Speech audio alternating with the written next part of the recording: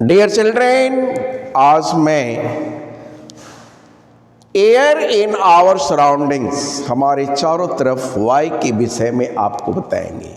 इसमें यह जानना होगा कि हवा है क्या चीज, यह कहाँ पाई जाती है, इसका क्या उपयोग है, आदि सारी बातें। तो सबसे पहले ये जाने एयर, हवा है क्या। तो आपको मैं यही कहूँगा कि हवा विभिन्न गैसों का एक मिश्रण होता है।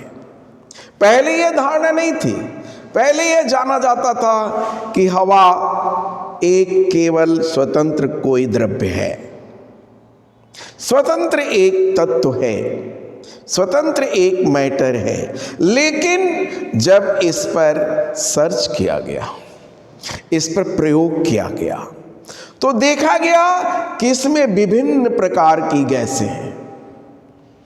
ऑक्सीजन है, नाइट्रोजन सबसे अधिक है, ऑक्सीजन है, कार्बन डाइऑक्साइड है, कार्बन मोनोऑक्साइड है, और अक्रिय गैसें हैं, जलवाष्प है, धूल के कण हैं, और भी अपद्रव्य इसमें मिले हुए हैं। तो हवा हम यही कह सकते हैं कि यह विभिन्न गैसों का मिश्रण है। अब हम कैसे जानते हैं कि हवा बह रही है या हवा कैसा होता है। तो हवा को न हमने देखा न आपने देखा, इसको हम केवल अनुभव करते हैं। अभी आप क्लास में बैठे रहते हो, कहते हो सर खिड़की बंद करवा दीजिए, उधर से हवा के ठंडे ठंडे झोंके आ रहे हैं। वो ठंडे ठंडे झोंके आए, आपको ठंडक का अनुभव हुआ। जब धूल उड़ती है तो आप कहते हैं कि उधर से हवा गुजर रही है। पत्तियां फड़फड़ाती हैं, पत्तियां जब कांपती हैं, उसमें कंपन होता है, हिलती डुलती हैं, तो हम कहते हैं कि उधर से हवा गुजर रही होती है। पौधे अपने शीर्षों को, पेड़ पौधे अपने शीर्षों को झुकाए, पौधे झुके, तो हम यह अनुभव करते हैं कि हवा उधर से गुजर रही है। तो हम केवल हवा का एक अनुभव मात्र करते हैं कि हवा जो है गुजर रही है। अब आप जान गए कि वायु में विभिन्न गैसें हैं, इनमें संगठन विभिन्न गैसों का है। हमने बतलाया कि वायु में सबसे अधिक मात्रा में है नाइट्रोजन, फिर है ऑक्सीजन वायुमंडल में, इस हवा में, और फिर है carbon dioxide, carbon dioxide,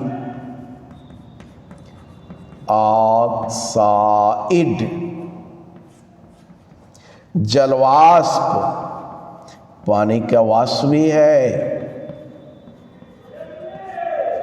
carbon monoxide, carbon monoxide, धूल के कण, धूल के कण, अक्रिय गैसें भी हैं इसमें,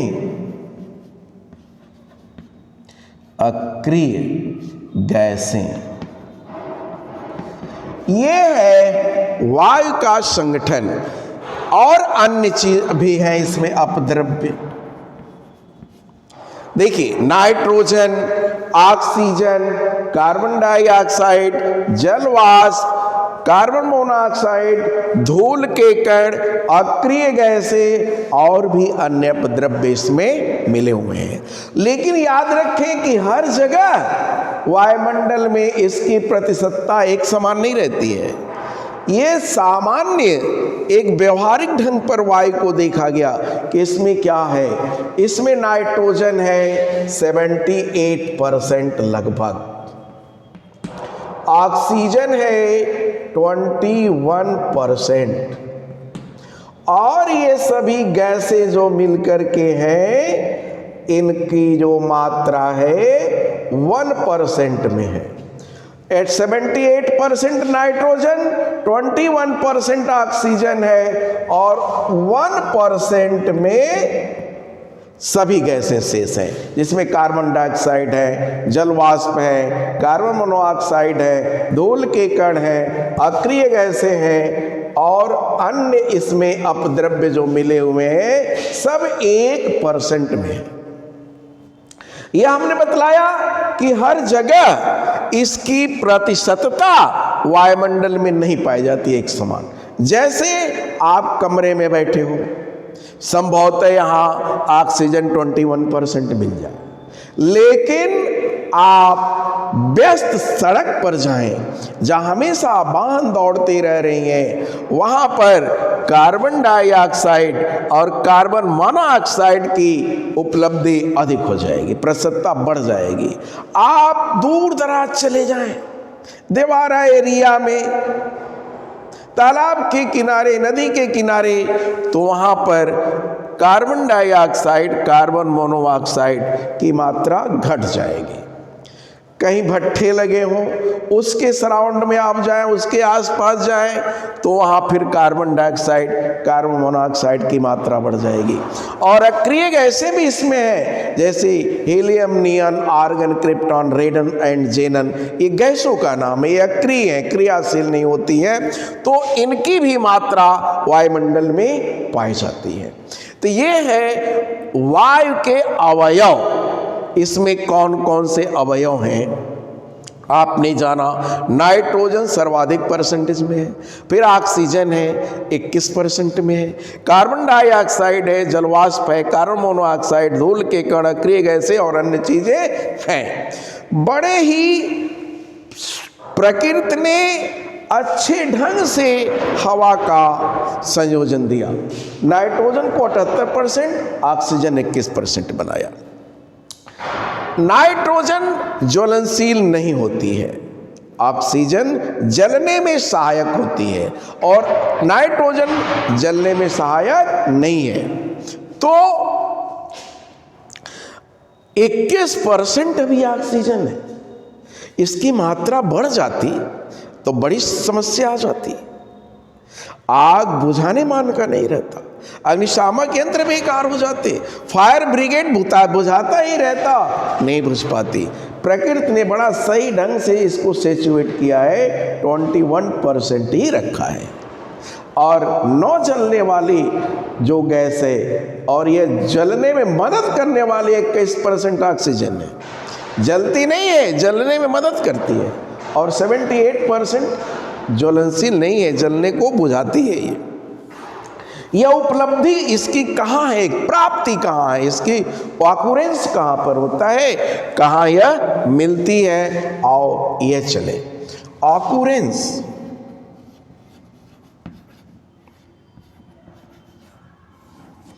प्राप्ति, यह कहाँ पर गैस पाई जाती है।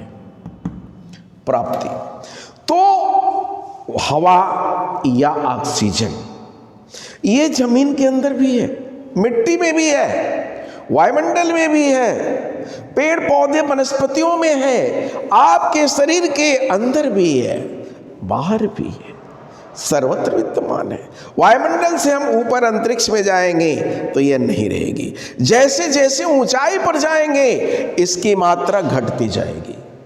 तो यह जो प्राप्त है, प्रकृति ऐसी व्यवस्थित की है, इतना प्रेममय संरचना प्रकृति ने किया है कि यह प्राणवायु ऑक्सीजन, यह हवा इस तरह से व्यवस्थित किया, इसके बिना हमारा जीवन संभव नहीं है। हम नौ पानी पिए कुछ दिन तक जिंदा रह जाएंगे, नौ खाए महीने तक जिंदा रह जाएंगे, लेकिन यह ऑक्सीजन न मिले, यह प्राणवायु, तो कुछ मिनट तक भी हम जिंदा नहीं रह पाएंगे। तो इतना कीमती यह प्राणवायु जो 21% ऑक्सीजन है, इसकी उपलब्धि प्रकृति ने इस तरह से किया, जो सबसे मूल्यवान है वो सबसे आसानी से प्राप्त होने वाला बना दिया। चाहे कोई जंतु हो, मानव हो, दानव हो, यदि हो, पशु पक्षी जो भी हैं, सभी के लिए जरूरत है ये। ऐसी उपलब्धि प्रकृति ने कर दिया कि आपको कहीं जाना नहीं पड़ेगा, इसका कोई मूल्य नहीं लगेगा। यह प्राणवायु जिसके बिना आप कुछ मिनट नहीं रह सकते हैं, कोई मूल्य नहीं देना पड़ेगा। इतना बढ़िया प्रेममय व्यवस्था प्रकृति की कि जहां आपकी नाक है वहीं हवा है, कहीं नहीं जाना, जहां नाक वहीं हवा। तो इसकी उपलब्धि, इसकी जो प्राप्ति है प्रकृति ने हर जगह कर दिया। चाहे वो मिट्टी ही क्यों न हो, आप मिट्टी का टुकड़ा लेते हो, मिट्टी का टुकड़ा ले लो, पानी में डालो, उसमें से बुलबुले निकलेंगे। वो कहां से बुलबुले आए, वो है क्या चीज? उसके छिद्रों में, मिट्टी के कणों के बीच जब पानी प्रवेश की तो उसमें हवा था और उसको बाहर की, यानी उसमें भी हवा है। पानी में हवा, जो जलीय पौधे हैं, जलीय जंतु हैं, उस पानी के द्वारा वो ऑक्सीजन लेते हैं और वो जिंदा रहते हैं। जमीन के अंदर आपके घर चूहे बिल बनाए होंगे, उसमें भी वो जिंदा रह जाते हैं। जमीन के अंदर चींटी है, केचुआ है, चूहे भी हैं, अन्य छोटे छोटे कीट पतंगे हैं, तमाम जीव हैं जिनको ऑक्सीजन मिलती रहती है, जिंदा रहते हैं। वायुमंडल में आप जानते हैं, आप खुद ही रह रहे हैं तो वहाँ भी हवा है। इस तरह से हवा जो है प्रकृति ने जल में, थल में, वायुमंडल में दे दिया। जानवरों के शरीर में, पेड़ पौधों में भी है हवा। इसके साथ साथ जो कुछ क्रिस्टल होते हैं, पदार्थ क्रिस्टल के रूप में, उसमें भी हवा होती है, मिट्टी में भी होती है। अब देखिए, इसमें सबसे अधिक मात्रा में क्या है? नाइट्रोजन, फिर ऑक्सीजन, कार्बन डाइऑक्साइड है, जलवाष्प है। कैसे हम जानेंगे कि हवा में जलवाष्प है? जलवाष्प की पुष्टि हम कैसे करेंगे? तो जलवाष्प की पुष्टि के लिए हम एक एक्सपेरिमेंट करते हैं। आप अपने फ्रिज से एक बॉटल निकालिए, तो उस बॉटल के चारों तरफ दीवारों पर छोटे छोटे बूंदे दिखलाई देंगी। थोड़ी देर के बाद आखिर वो बूंदे कहां से आ गई? इस वायुमंडल की हवा में नमी है, जलवाष्प है, जो गिलास की ठंडी दीवार के संपर्क में आई और संघनित हुई, और संघनित होकर के पानी के छोटे छोटे बूंदों में बदल गई। इससे ज्ञात होता है कि वायुमंडल में जलवाष्प है। देखिए, मैं एक एक्सपेरिमेंट दिखला रहा हूं। एक गिलास आप लीजिए,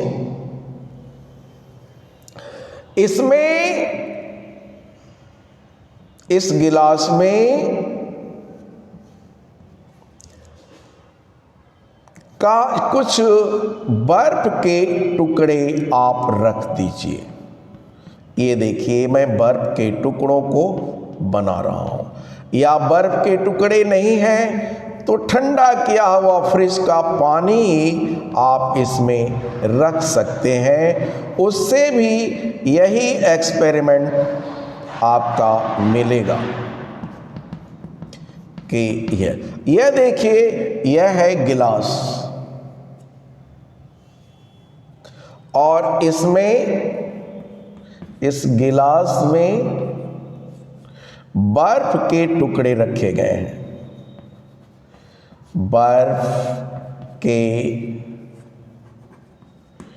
टुकड़े आप देखेंगे कि इस गिलास की दीवारों पर छोटे छोटे जलवाष्प के कण संघनित होकर के पानी के कुछ बूंद के रूप में यहां इकट्ठा हो गई हैं। ये देखो, जलवाष्प संघनित हुआ, इस गिलास की दीवार के, ठंडे दीवार के संपर्क में आकर संघनित हुआ, और फिर पानी की बूंद छोटे छोटे बन करके और यहाँ गिलास की दीवारों पर इकट्ठा हो गई। ऐसे। तो ऐसा कैसे हुआ?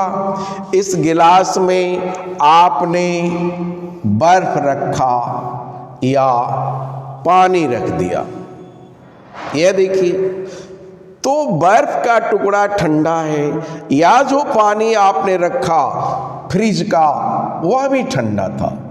यह है जल की बूंदें। तो वायुमंडल में जलवाष्प हमको यह पुष्टि देना था। वायुमंडल में जलवाष्प की पुष्टि, वायुमंडल में जलवाष्प की पुष्टि, यह देखिए वायुमंडल में जलवाष्प है, इसकी पुष्टि के लिए आपका एक्सपेरिमेंट। आपने क्या किया? एक गिलास लिया, उसे बर्फ के टुकड़े रख दिया, और थोड़ी समय के बाद आपने देखा कि गिलास के दीवारों पर छोटे छोटे बूंदे पानी की इकट्ठी हैं। आखिर ये कैसे हुआ? इसकी पुष्टि के लिए वायुमंडल में जलवाष्प है, इसकी पुष्टि के लिए आपने गिलास में बर्फ के टुकड़े रख करके देखा कि गिलास की दीवारों पर पानी की बूंदें इकट्ठा हो गई हैं। क्यों? बर्फ के कारण गिलास की दीवारें ठंडी हुई और वायुमंडल की हवा इसकी दीवार के जो करीब आई, उसमें का जलवाष्प संघनित होकर के इन गिलास के दीवारों के संपर्क में आया, संघनित हुआ और पानी की बूंद के रूप में इकट्ठा हो गया। फिर एक बार सुने, वायुमंडल की हवा गिलास के संपर्क में आई, ठंडी दीवारों के, बर्फ के कारण दीवार ठंडी थी, यानी ठंडी दीवारों के संपर्क में आकर के जलवाष्प संघनित होकर के पानी की छोटी छोटी बूंदों के रूप में इकट्ठा हो गई। इससे ज्ञात होता है कि वायुमंडल में जलवाष्प है, इसकी पुष्टि होती है। अब देखिए, वायुमंडल में जलवाष्प की पुष्टि ये तो हो गया। फिर कैसे जानेंगे कि ऑक्सीजन भी है? हवा में ऑक्सीजन की पुष्टि कैसे जानेंगे कि हम हवा में ऑक्सीजन है? देखिए, बहुत आसान। इसके लिए मैं वायु में ऑक्सीजन की पुष्टि, वायु में ऑक्सीजन की पुष्टि, हवा में ऑक्सीजन है, इसकी पुष्टि। इसके लिए मैं एक एक्सपेरिमेंट दिखा रहा हूं। देखिए, यहां एक कैंडल जल रही है,